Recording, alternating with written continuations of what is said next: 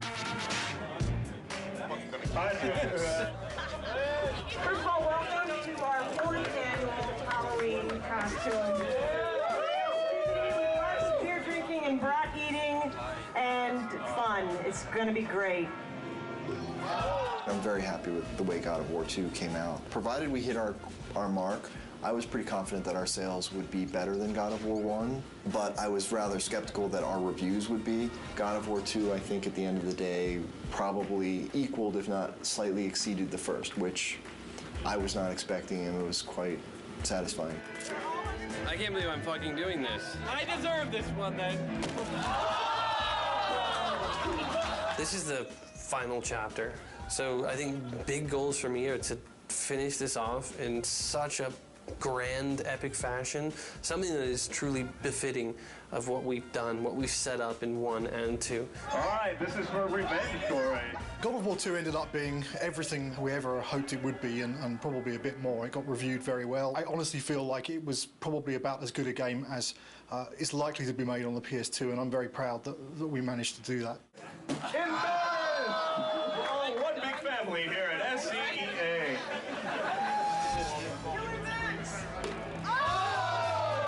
Once you start something, you gotta finish it.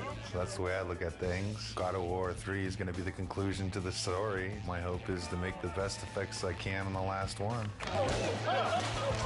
When I think of God of War, I think of the best action platformer out there right now. I think other games and other companies look at us and go, how are they doing it? How can we make it like them? And that's rad, because I've totally been at the company where we looked at that game and went, man, how do we do that, you know? My main hope is that it escapes the destiny of sequels as well as God of War 2 has escaped the destiny of sequels. I'm going to be satisfied if we tie it all up and we can kind of close the book. We're past the stage of figuring out what we want to do. We're now in the early phases of sorting out the how we're going to do it.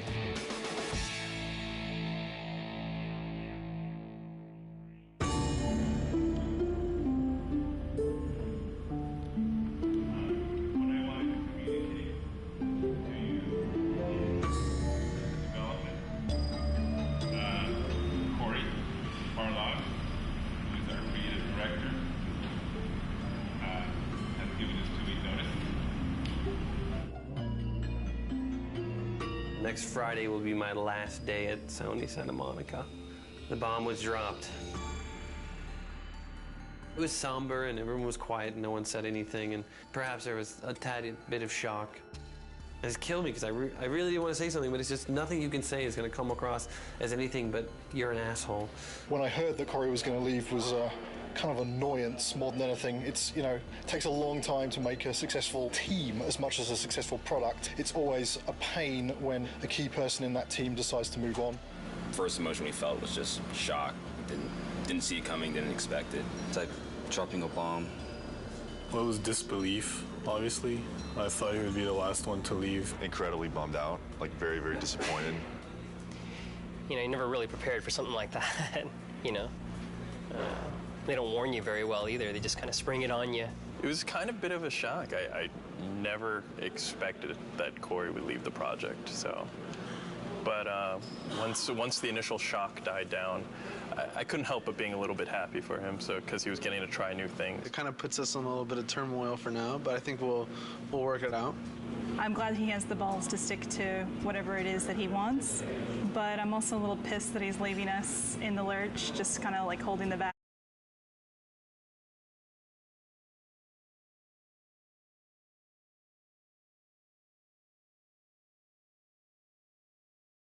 If he needs to be someplace else, that's what he's got to do.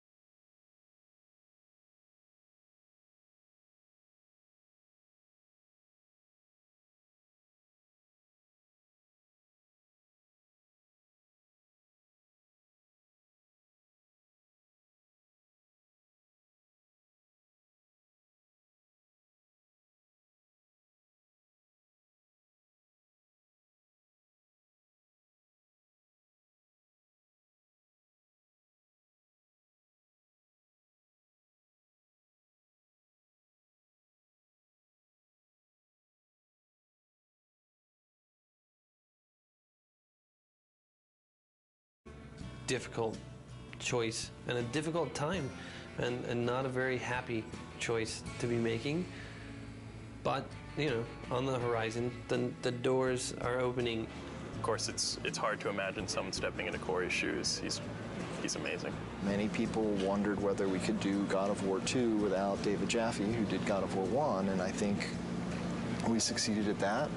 I think we can succeed at creating a third version without Corey Barlog. I think it's kind of neat, actually. A different director for each chapter.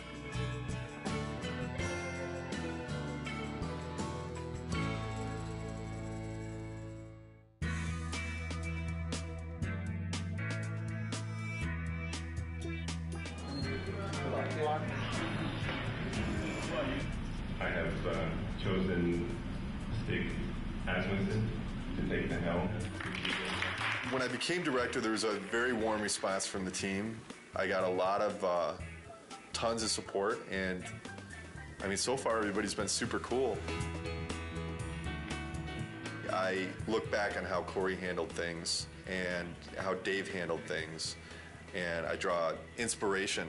I think the most important thing that I got from both of those guys is the fact that they were themselves. I'm super excited about this.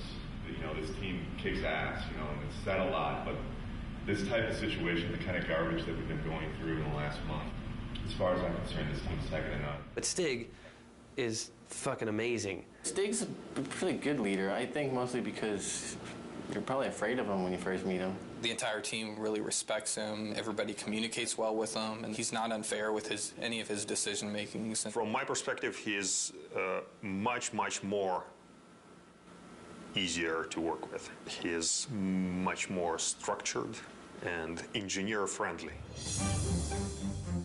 One of my strengths is to try to lead by example. Hopefully that filters through to the rest of the team and they're able to approach their tasks with total excellence. All those leads from the last game, those key people, they're in place. And that's really where the personality of the studio comes from. That's where the drive of the team comes from, wanting to critique every element and make everything that's in the game the best that it can be. It really is driven from the leads and from the culture of this studio, and that has not changed, even through the turnover.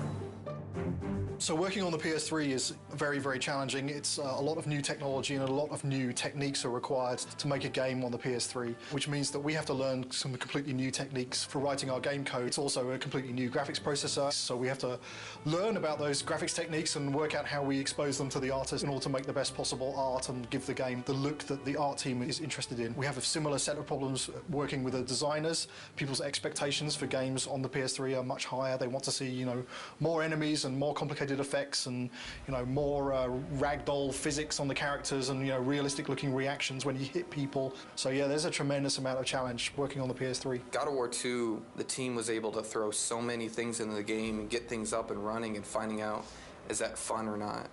The hard transition for God of War 3 is getting all that to work again because we have so much new technology that has to be built. You know what I'm saying? Everybody has to relearn their own personal expectations and their limitations and how they're projecting their schedules and their tasks and things like that. Everybody is counted on everybody else to kind of make accurate predictions on what they can do. It's tough right now because everything's new. It's just so much more involved. That's very worrisome. When are we going to get to the point where we can say something's going to take 4 weeks to do and it's really going to take 4 weeks to do? It's understandable that nobody understands that right now. PlayStation 3, we're able to push a lot more polygons, a lot more texture resolution and detail, so things are hyper realistic. I mean, they're so realistic now that we can actually see pores on skin and hair and eyebrows and nose hairs. You can see everything. We have a lot of work ahead of us. Every character now is like taking 6 weeks, 8 weeks. At least 6 weeks. Yeah, to make one.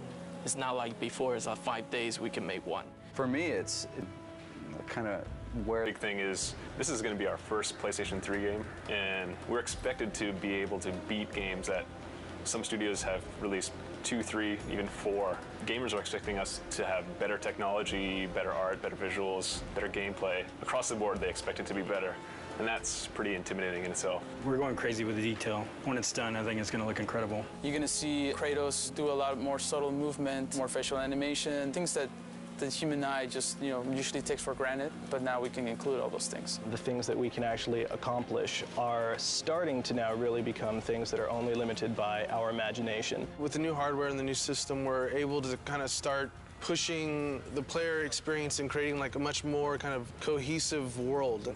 And like, the Titan before used to be in a cinematic, and now you're actually like running on the damn thing. So it's like, whoa, we're getting there. Titans, we've never done anything like that. They're pretty crazy. It's insane. The fact that you're going to be able to run around this systems and everything to deal with a roughly 2 meter high character. Exactly. Where, if his little finger twitches slightly, there's not too much of a big deal. Exactly. But when your character's like 2 kilometers high, then a little twitch in the finger suddenly becomes like a really big deal. The very first moment those were mentioned, I was like, oh Jesus, this is going to be a big problem. Yes. But hey, I mean, it wouldn't be God of War if we didn't try something we didn't think we could do when we started.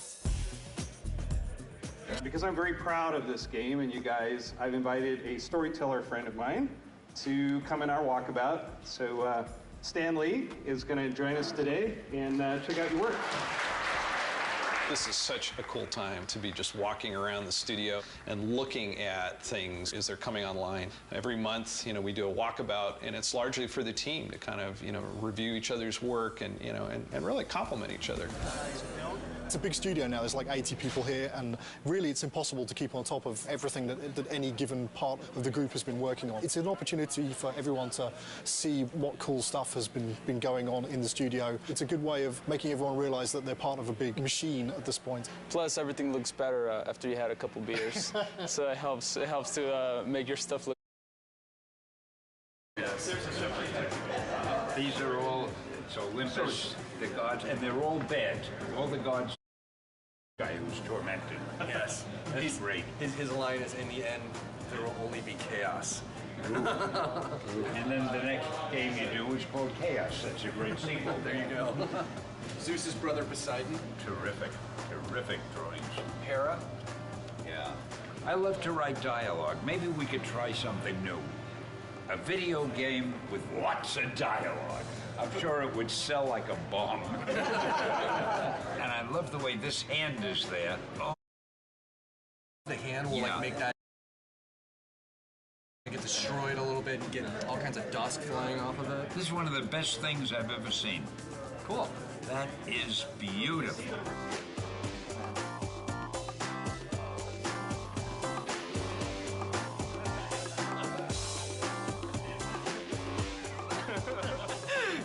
Last thing Corey did before he left. Okay, so long, fellas. We're just giving each other props here. Yeah. Cheers. There's no such thing as a bad walkabout because, beer at work. And also, Stanley rules! Woo, woo! Just crawled up there. It's Stanley! Stanley!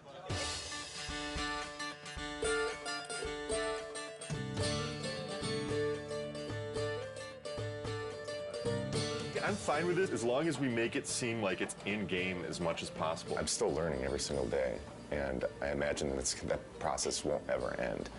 And there's so many things that you can learn from every individual on this team.